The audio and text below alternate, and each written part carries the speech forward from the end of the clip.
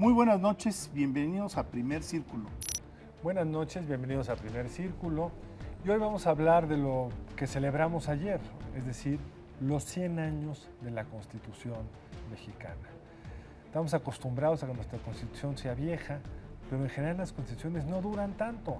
En América Latina la constitución más vieja es la de México. Le sigue la de Costa Rica, que tiene unos 68 años, y el promedio de vida de las constituciones en el mundo es de 38 años de edad. Algo tiene esta Constitución que sobrevivió la Segunda Guerra Mundial, la crisis económica de los 80, la transición democrática y hasta la llegada de Trump. Entonces, ¿cuáles son las particularidades de esta Constitución? ¿Qué es lo que era cuando la hicimos y qué es lo que ahora es?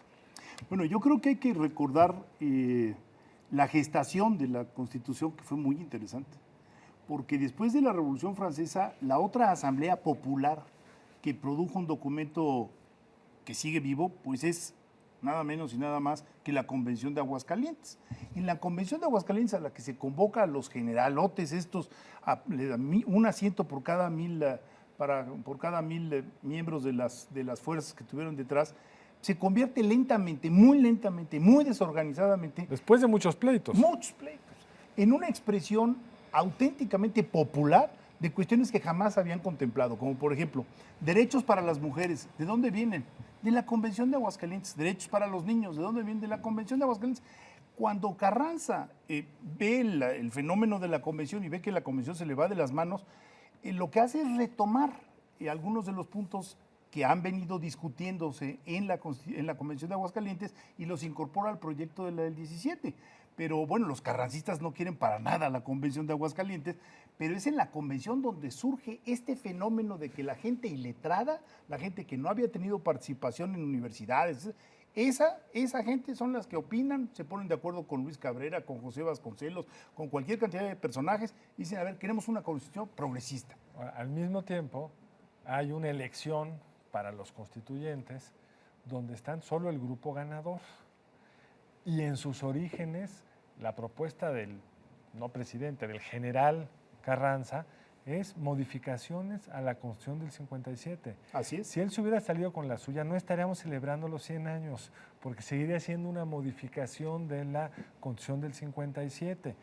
Y él realmente lo que quería era fortalecer la presidencia dentro del marco ultraliberal de la Constitución del 57, la discusión aquella del libro clásico de Emilio Rabasa, La Constitución y la Dictadura, pues hay una serie de problemas de diseño, limitemos todo lo que ha hecho difícil gobernar y tengamos un presidente democrático en un régimen republicano de separación de poderes, pero con más fuerza que el que tenían los presidentes en la del 57. Pero qué bueno que lo recuerdas, porque hay que tener en mente que Carranza se levanta con el estandarte, ahí están las fotografías y los dibujos y demás, de la Constitución del 57, es decir, era un régimen restaurador. Del golpe, porque Madero se elige con la opción del 57. Así es.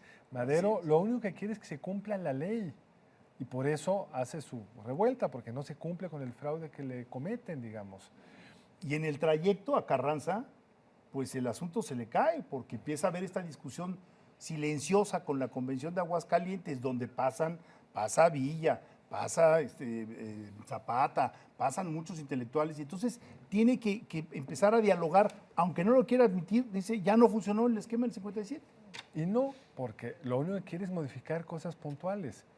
Los constituyentes se la cambian.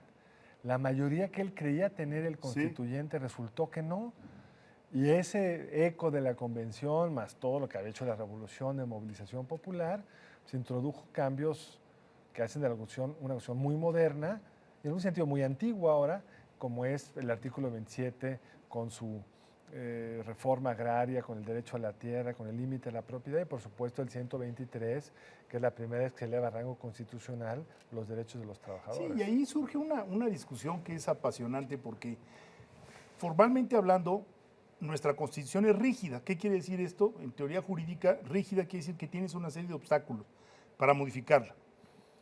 Para el caso, pues mayoría la Cámara Baja, mayoría Mayoría calificada, calificada en ambas en cámaras. ambas cámaras, y después 50+1 de las legislaturas de los estados. Es una estructura rígida. Y sin embargo ha sufrido cientos de modificaciones. Entonces quiere decir que no es tan rígida. De hecho, se ha venido aminorando el número de cambios que se han dado en la Constitución. Hubo una época en donde, bueno, eran por Pues año. no tanto, Federico. Hubo una época de muchos cambios. El libro de Marván y Casar muestra muy bien que los sexenios más productivos, si los queremos ver así en términos de reforma, fueron los panistas. Cuando se hacen todas estas reformas al corazón de la lógica de los derechos humanos, de la construcción de un nuevo sistema penal, varios cambios en la relación entre poderes, las sucesivas reformas electorales, porque en la medida que nuestra Constitución tiene detalles increíbles, entonces cuando tienes que cambiar estos detalles tienes que reformar la Constitución, y ni hablar de todas las reformas constitucionales del Pacto por México. Quizás estamos yendo muy rápido, pero lo importante es ver que gracias a lo que tú acabas de decir, que aunque en principio es rígida, es mucho menos, digamos, es relativamente, como se construye un régimen político de mayorías amplias, nos acostumbramos a legislar cambiando la Constitución, la sobrecargamos, y cosas que normalmente no están en la Constitución, aquí están, y si las queremos cambiar, las tenemos que reformar. Yo no conozco ninguna Constitución del mundo que diga que, como decía la nuestra hasta hace muy poco, que hay un monopolio del Estado en materia petrolera y de electricidad. Sí, de acuerdo. No suele estar en la Constitución, suele ser una ley secundaria. No, y se ha ido enriqueciendo con debates que han sido difíciles. Por ejemplo, estoy pensando en toda la legislación, la modificación del artículo 3 para cuestiones indígenas, que se llevó, bueno, muchísimo tiempo, porque, bueno, se dio el levantamiento del 94, después tuvimos discusiones, el EZ allá montado en su... ¿no? Fue muy difícil encontrar un equilibrio, y se hizo derecho comparado para ver cómo podíamos reconocer la autonomía de los pueblos indígenas, pero, por ejemplo, que no tuvieran acceso o que no fueran dueños del subsuelo, ¿no? Porque era uno de los planteamientos, ¿no? Es decir, pero eso chocaba con el otro gran planteamiento. Exactamente. Pero lo que es muy bonito de este ejemplo es, esta Constitución ha sobrevivido 100 años, e incluso sobrevivió el arranque del régimen revolucionario porque acomodó las demandas sociales.